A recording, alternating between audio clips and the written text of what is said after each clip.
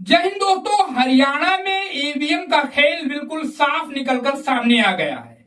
अब हरियाणा में बीजेपी की सरकार अल्तमत में आ गई है। बीजेपी की सरकार दोस्तों हो सकता है हरियाणा में गिर भी जाए, क्योंकि जो नतीजा जो खबर निकलकर सामने आ रहा है दोस्तों, बड़ा ही चौंकाने वाला खबर है।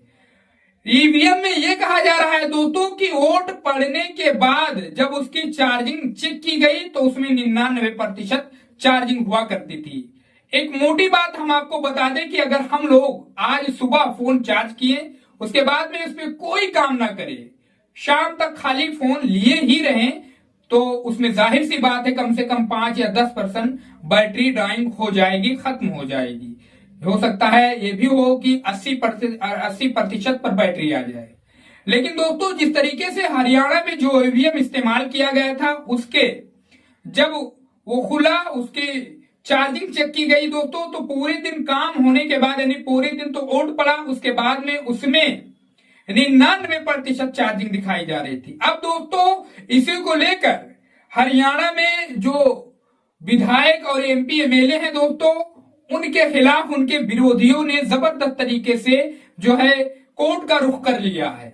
अब हो सकता है कि 23 विधायकों की सदस्यता ही चली जाए और फिर से वहां पर उपचुनाव हो, जिसमें इन 23 में से दोस्तों 18 बीजेपी के हैं और कुछ और दूसरे पार्टियों के हैं। रिपोर्ट देखिए दोस्तों, बड़ा ही दिलचस्प वाकया है। हरियाणा में बीजेपी की सरकार गिर भी सकती है दोस्तों। हरियाणा की 90 सदस्यीय विधानसभा में 23 विधायक ऐसे हैं जिनके चुनाव में उनके राजनीतिक विरोधियों ने हाईकोर्ट में चुनौती दी है। इनमें मुख्यमंत्री नायब सिंह सैनी की कैबिनेट में शामिल 4 मंत्री भी शामिल है, जिनके चुनाव को अवैध घोषित करने संबंधी याचिकाएं हाईकोर्ट में दायर हो चुकी हैं। जिन मंत्रियों के चुनाव को चुनौती दी गई है दोस्तों, उनमें स्वास्थ्य मंत्री आरती सिंह राव अटोली, शहरी विकास मंत्री विपुल गोयल फरीदाबाद, शिक्षा मंत्री महिपाल सिंह टांडा पानीपत ग्रामीण और खेल राज्य मंत्री गौरव गौतम पलवाल शामिल है दोस्तों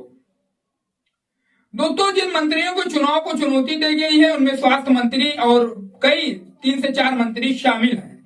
पंजाब एवं हरियाणा हाईकोर्ट में जिन 23 विधायकों के चुनाव को चुनौती दी गई है दोस्तों, उनमें 3 कांग्रेस, 1 निर्दलीय और 1 इनेलो विधायक शामिल है। सबसे ज्यादा भाजपा के 18 विधायक के चुनाव को हाईकोर्ट में चुनौती दी गई है दोस्तों। पंजाब हरियाणा हाईकोर्ट के विभिन्न न्यायाधीशों की अदालतों में दायर इन याचिकाओं में विधायकों पर एक जैसे आरोप भाजपा विधायकों पर आरोप लगाए गए हैं। विधानसभा चुनाव के दौरान उन्होंने सत्ता व सरकारी मशीनरी का दुरुपयोग किया, ईवीएम में गड़बड़ी कराई। पुलिस प्रशासन अधिकारियों ने सरकार के दबाव में भाजपा विधायकों की मदद की। लोगों को लुभावने वादों और जाति धर्म के आधार पर भाजपा विधायकों ने मतदाताओं को भ्रमित करने तथा उन्हें प्रभावित कर उनका मत हासिल करने का काम किया दोस्तों। हाईकोर्ट में दायर याचिकाओं में भाजपा विधायकों पर आरोप है कि उन्होंने चुनाव आचार संहिता का उल्लंघन किया है। चुनाव आचार संहिता में निर्धारित राशि से अधिक राशि का इस्तेमाल किया। भाजपा नेताओं ने जिन कांग्रेस विधायकों के विरुद्ध याचिकाएं दायर की हैं,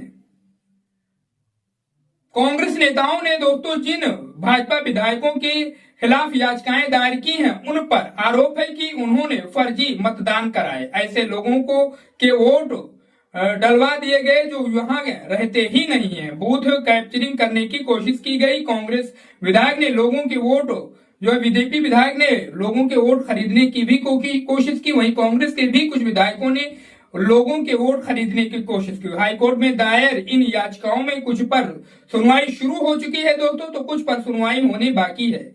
अधिकतर याचिकाओं में सुनवाई के लिए दोस्तों अगली तारीख फरवरी माह में लगी हुई है। कुछ मामलों में प्रतिवादियों को नोटिस जारी किए जा चुके हैं, जो कुछ में चुनाव आयोग से जवाब मांगा जा रहा है दोस्तों।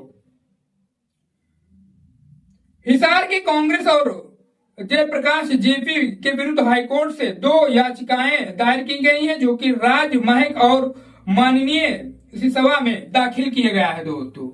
अब ये जिस तरीके से खबरें निकल कर आ रही हैं दोस्तों, किस तरीके से ईवीएम से खेल हुआ, किस तरीके से हरियाणा में जो है चुनावी संग्राम को अपने पाले में करने की कोशिश की गई दोस्तों, इस पूरी खबर पर आपकी क्या राय है? क्या वास्तव में ईवीएम शक के दायरे में है। सवाल अब भी उठ रहे हैं ईवीएम पर। जिस तरीके से उत्तर प्रदेश के पूर्व मुख्यमंत्री अखिलेश यादव लगातार ईवीएम को लेकर जो है सरकार से ये कहते रहते हैं कि ईवीएम को हटा दिया जाए।